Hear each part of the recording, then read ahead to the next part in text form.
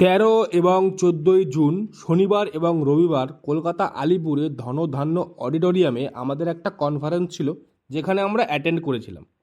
যেখানে সকালের ব্রেকফাস্ট, দুপুরের লাঞ্চ, সন্ধেবেলার টিফিন, ভরপেট খাওয়া দাওয়া, দারুণ মজা, সাথে অবশ্য কাজও ছিল। তার জন্য আমরা আগের দিন রাতে মানে 12 তারিখ রাতে কলকাতায় হোটেল বুক করেই ছিলাম। এবার ব্যাচেলাররা এক জায়গায় থাকলে যা হয়, একটু খাওয়া দাওয়া হলো, ছোট্ট করে একটু পার্টি হলো, খেয়ে দিয়ে আমরা ঘুমিয়ে পড়লাম। গুড নাইট সবাইকে, গুড নাইট। পরের দিন সকালবেলা উঠে রেডি ফেডি হয়ে ক্যাব বুক করে আমরা রওনা দিলাম ধনধান্য অডিটোরিয়ামের উদ্দেশ্যে। যেতে যেতে আমাদের রাস্তায় পড়লো আলিপুর মিউজিয়ামের পাঁচিল। মানে ভিতরে তো আমরা যেতে পারলাম না, তাই পাঁচিল দেখতে দেখতেই গেলাম। তারপরে আমাদের নতুন মুখ্যমন্ত্রী শুভেন্দু অধিকারীর বাড়ির সামনে দিয়ে আমরা পৌঁছে গেলাম ধনধান্য অডিটোরিয়ামে।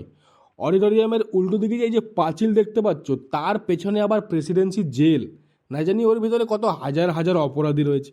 যাই হোক, এই হচ্ছে ধনধান্য অডিটোরিয়ামের এন্ট্রান্স। এখান থেকে আমরা ভিতরে ঢুকে পড়লাম। ভিতরে ঢুকে দেখি সমস্ত কোম্পানির স্টল অলরেডি লেগে গেছে। লোকজন এখনও এসে পৌঁছয়নি, আমরাই প্রথম। তো আমাদের স্টল খুঁজে আমরাও বসে পড়লাম। এটা হলো আমাদের ডেলিগেট কিট। এই কিটটা আমরা ডিস্ট্রিবিউট করছি, এটা আমাদের দায়িত্ব। সমস্ত স্টলগুলো একটু ঘুরে ঘুরে দেখলাম, সবাই মোটামুটি এসে গেছে, এখন কাজ শুরু হয়ে গেছে। তো কাজ করতে করতে হঠাৎ করে মনে হলো না খিদে পেয়েছে, ব্রেকফাস্ট তো করতে হবে।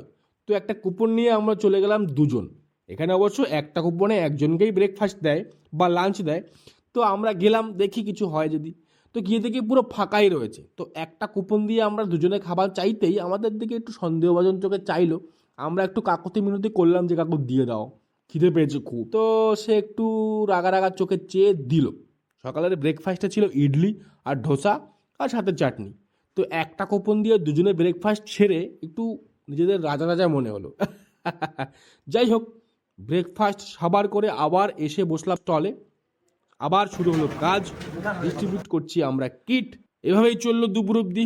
দুপুর গড়াতে না গড়াতেই আবার খিদে পেলো, লাঞ্চ তো খেতে হবে। তো এবার আর একটা কুপনে দুজন নয়, এবার সবার আলাদা আলাদা কুপন রয়েছে। আমরা দুজন প্রথমে দুটো কুপন নিয়ে চলে গেলাম লাঞ্চ খেতে। খাবার দাবারের এলাহি ব্যবস্থা, বুফে লাগানো, যে যার মতো খাও, আনলিমিটেড। তো আমি তো বেশি খাই না, পাতে ছোট্ট একটা পরোটা, সাথে একটু মিক্সড ভেজ, এক হাতার মতো জিরা রাইস আর একটু চিকেন, আর সাথে একটা ফিশ আইটেম ছিল। চামচ লাগতো না। নিয়ে বসে বললাম খেতে। চামচ নিয়ে এসেছিলাম, আরে আমরা বাঙালি, চামচ দিয়ে কে খায়? তো চামচটাকে সাইড করে দিয়ে হাত দিয়ে পুরো সাবার করলাম খাবার। বেশ ভালো খাবার, যাই বলো তাই বলো। তো মেইন কোর্স তো শেষ হলো, এবারে তো ডেজার্টের দিকে তো যেতে হবে নাকি। তো সেখানে গিয়ে ছোট্ট একটা প্লেট নিয়ে দাঁড়িয়ে পড়লাম। চাটনি, পাঁপড় আর সাথে রয়েছে একটা রসমালাই। ওফ, এই না হলে বাঙালি খাওয়া দাওয়া। তো রসমালাই, চাটনি, পাঁপড় সাবার করার পর দেখি আইসক্রিম রয়েছে, চকলেট আইসক্রিম। কাকা আইসক্রিম বানাচ্ছে। আমি ভাবলাম কাকা আগে বানাও, আমি একটা ভিডিও বানাবো তারপরে খাবো। তো বেশ ইউনিক একটা কাপে আইসক্রিম বানাচ্ছিল চকলেট দিয়ে। কাকা বানালো, আমার হাতে তুলে দিল। ভিড়ভাট্টার মধ্যে এক কোনায় গিয়ে আমি আমার আইসক্রিমটাকে সাবার করলাম। লাঞ্চ টাইমটা যেহেতু এক সবার জন্য, তাই ভিড়টা হয় স্বাভাবিক, সবাই একসাথে খেতে আসে। তো ভিড়ভাট্টা দেখে খাওয়া দাওয়া করে আবার চলে আসলাম স্টলে। আবার শুরু হলো সেই কাজ, কিট ডিস্ট্রিবিউশন। তো দুপুরে খাওয়ার পরে যেটা হয়, এটা ঘুম ঘুম পায়। তার জন্য কি করা যাবে, ঘুম কাটানোর জন্য নিয়ে আসলাম কফি। কফিতে চুমুক দিলাম, ঘুম একটু কমলো, কাজ বাজ চললো। যত বিকেল গড়ালো তত লোকের ভিড় কমতে থাকলো।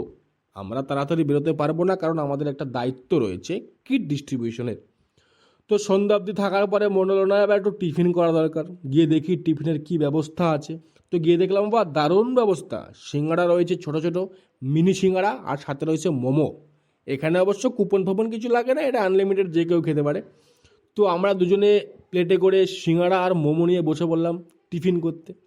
বেশ সিঙ্গাড়াটা ভালো ছিল, করমরে একদম মুচমুচে, কিন্তু মোমোটা একটু ডাল মনে হলো, মানে একদমই ঠান্ডা হয়ে গেছে, ভালো লাগলো না ঠিক। যাই হোক, তাও মোমো আর হচ্ছে টিফিন সাবার করে ওখান থেকে 2 কাপ কফি নিয়ে বেরিয়ে আসলাম।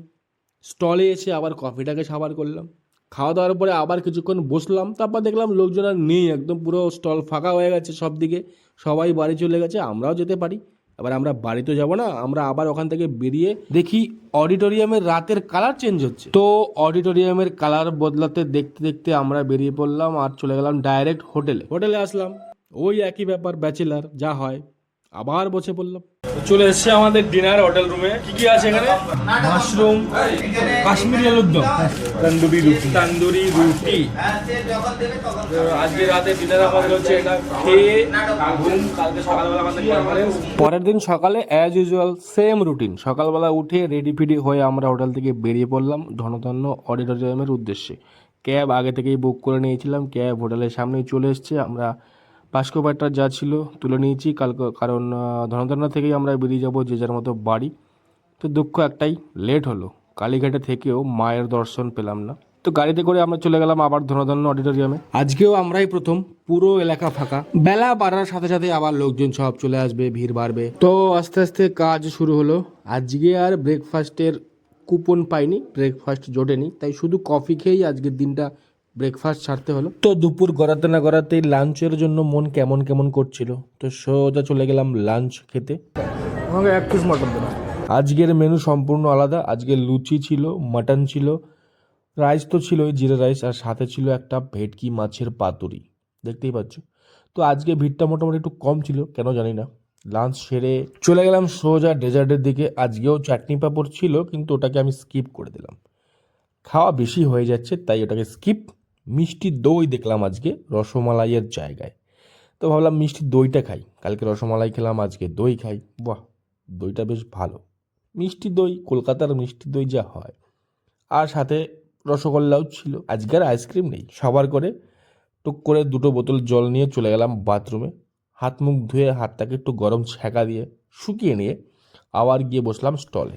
এদিকে অডিটোরিয়ামের বাইরে খুব সুন্দর সুন্দর ফুলের গাছ লাগানো, যেখানে খুব সুন্দর সুন্দর ফুল হয়েছে, দেখে মন ভরে যায়। তো সুন্দর সুন্দর ফুল গাছ দেখে আমি আমার লাগেজ পাট্টি নিয়ে বেরিয়ে পড়লাম ধনধান্যে অডিটোরিয়ামকে টাটা বাই বাই বলে। তো আগেই বলেছিলাম দুঃখ ছিল কালীঘাটে থেকে মায়ের দর্শন করতে পারলাম না, তাই যাওয়ার সময় মন্দির না হোক, মন্দিরের মেইন গেট তো দর্শন করতেই পারি। মেইন গেটের সামনে দিয়ে যাওয়ার সময় গাড়িতে বসেই মাথা ঠেকালাম মায়ের সামনে। চলে গেলাম মেট্রো স্টেশন। মেট্রো স্টেশনে গিয়ে মেট্রো ধরলাম, চলে আসলাম দমদম। মেট্রো স্টেশন থেকে বেরিয়ে ট্রেন স্টেশনে আসলাম, ট্রেন ধরলাম বাড়ি। কনফারেন্স এখানেই শেষ। আবার কনফারেন্স আছে মাসের শেষে, সেখান থেকে দেখা হবে আবার পরবর্তী ভিডিওতে। Tata bye bye.